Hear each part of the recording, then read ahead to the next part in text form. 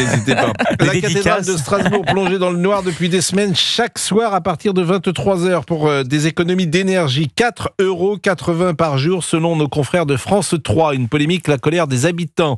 Et la maire écologiste Jeanne Barséguian s'est exprimée.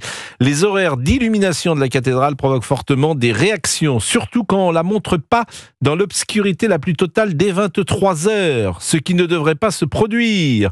Nous allons remédier au plus vite à cet incident technique pour rétablir l'illumination habituelle de la cathédrale telle qu'elle est définie depuis l'été 2022. Mais elle dit vrai ou elle rétropédale, Laurent Tessier ? Je pense qu'elle rétropédale, mais elle ne le dira pas comme ça.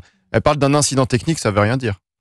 Voilà plusieurs semaines que l'édifice n'était plus éclairé de 23h, ce qui a valu à la municipalité un torrent de critiques émanant d'opposants politiques et d'habitants de Strasbourg, dépeignant la cathédrale comme le monument emblématique de la ville, auquel les Strasbourgeois et les Strasbourgeoises et au-delà sont particulièrement attachés. Jeanne Barséguian dit comprendre l'amertume des amoureux de l'édifice. Et est-ce que les uns les autres, vous connaissez cette cathédrale ? C'est peut-être une des plus belles de France. Oui. Vous la connaissez ? Non. Oui, je l'ai visitée, elle est magnifique.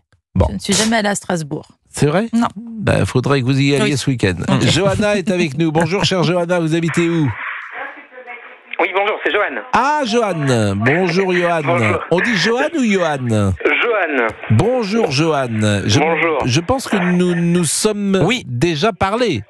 Oui, tout à fait, tout à fait. J'étais intervenu sur le prêtre qui était tombé amoureux. Ah, ça peut arriver parfois. Bon. Mais oui, tout à fait. Vous êtes catholique ?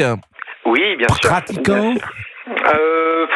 Moyennement pratiquant. Bon, la dernière fois que vous êtes entré dans une église, c'était quand ? Oh, c'est pas si vieux, il y a un mois. Oui, vous n'êtes pas très pratiquant du tout quand même. Vous êtes pas très fidèle. J'attends que l'église se rajeunisse un peu pour être davantage présent. Ah non, mais c'est pas une boîte de nuit. L'église, ça veut dire quoi ? C'est pas un lupanar, l'église. C'est un lieu de culte. Alors ça, cet argument, mais vous voulez qu'est-ce qui se rajeunit ? Les fidèles ou les prêtres ?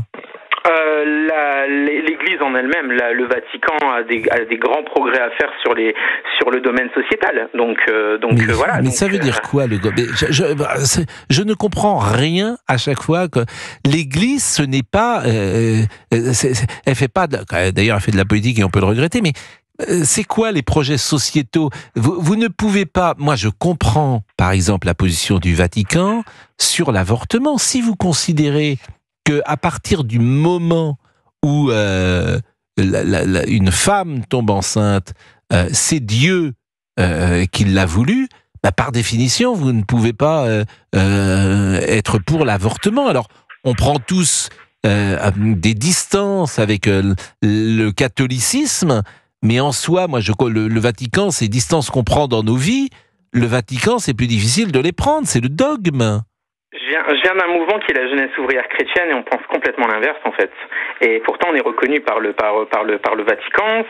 C'est un mouvement qui a créé des prêtres, qui avait des prêtres ouvriers et pour autant. Mais comment vous justifiez d'être à la fois catholique et d'être pour l'avortement si on va au bout de la discussion ?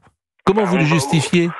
Ça se justifie par la liberté de corps et de chacun. Si à un moment donné, dans les mains, dans le talent de médecin, Dieu a offert ce talent de pouvoir faire des avortements de manière pleinement sécurisée, ça veut dire qu'à un moment donné, Dieu a permis à des gens de pouvoir faire l'avortement. C'est ni plus ni moins que ça en fait. Il faut voir moi je reprends toujours les talents. Hein. Vous voyez, il a donné 3 talents à un serviteur, 2 talents à l'un et 1 au dernier. Et celui qui en a eu 3, il les a fait fructifier et ainsi de suite. Quand Dieu nous donne un talent, que ce soit médical ou autre, à un moment donné, il faut savoir le faire fructifier. Et si on le fructifie, pour moi, on peut pas mettre la science et Dieu en parallèle, parce que c'est Dieu qui permet des avancées scientifiques. C'est Dieu qui permet à un moment donné. Donc c'est donc l'avortement. Moi, j'ai eu un prêtre un jour à la JOC qui a accompagné une jeune fille à un avortement parce que la jeune fille, elle avait personne dans sa famille. Alors, quand j'en ai parlé avec lui, il m'a dit « Je suis profondément contre, mais elle est seule. Donc je peux pas la laisser seule. Non mais là, je trouve qu'il a eu raison, ce prêtre. Vous avez parfaitement raison. Je trouve que c'est pour ça que c'est du cas par cas. Ce que vous me dites, je le comprends tout à fait. Non mais je me plaçais, c'est pas évidemment ce que je pense, je me plaçais du côté du Vatican. Et je suis toujours étonné quand des catholiques disent je voudrais que l'Église soit plus moderne ou plus progressiste. Pour tout vous dire, moi je pense l'exact contraire. Je pense que la liturgie, par exemple, d'avant Vatican II était sans doute plus efficace que la liturgie d'aujourd'hui. Mais vaste débat. Elle était moins accessible, hein. Mais justement, je pense que là encore, c'est pas la maison qu'elle soit moins accessible, qu'elle ait une part de mystère, que la messe soit dite en latin. Je pense que ça donnait une dimension peut-être supérieure. Mais là, on est dans la subjectivité. Hein. D'abord, c'était plus beau. La liturgie aujourd'hui, je la trouve, vous n'y allez pas vous-même, je la trouve moins sacrée, moins belle, moins démonstrative, que on a besoin de solennité, on a besoin de beauté, que la liturgie avant peut-être incarnait cela, mais bon, vaste débat. C'est l'homélie qui fait le reste. Hein.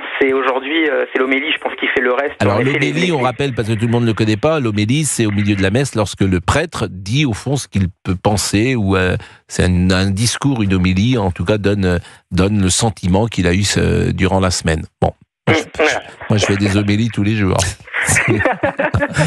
Bon, vous nous avez pas appelé pour ça, vous nous avez appelé pour la cathédrale de Strasbourg.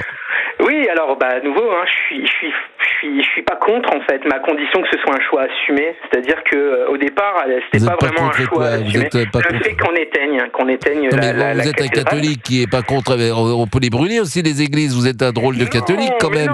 On a trouvé un catholique qui aime pas qu'on illumine la cathédrale de Strasbourg. On a trouvé un catholique qui est pour l'avortement. Bon, tout ça est possible. Moi, ça me dérange pas du tout. Mais convenez qu'il y a aussi des poissons volants, mais c'est pas la majorité de l'espèce. Non, mais comment dire? Il faut aussi se dire qu'à partir d'une certaine heure, à quoi cela sert? Aujourd'hui, on nous demande à nous citoyens de faire des économies au niveau de notre énergie. Ça coûte 4 francs 80, oui, 4,80 €.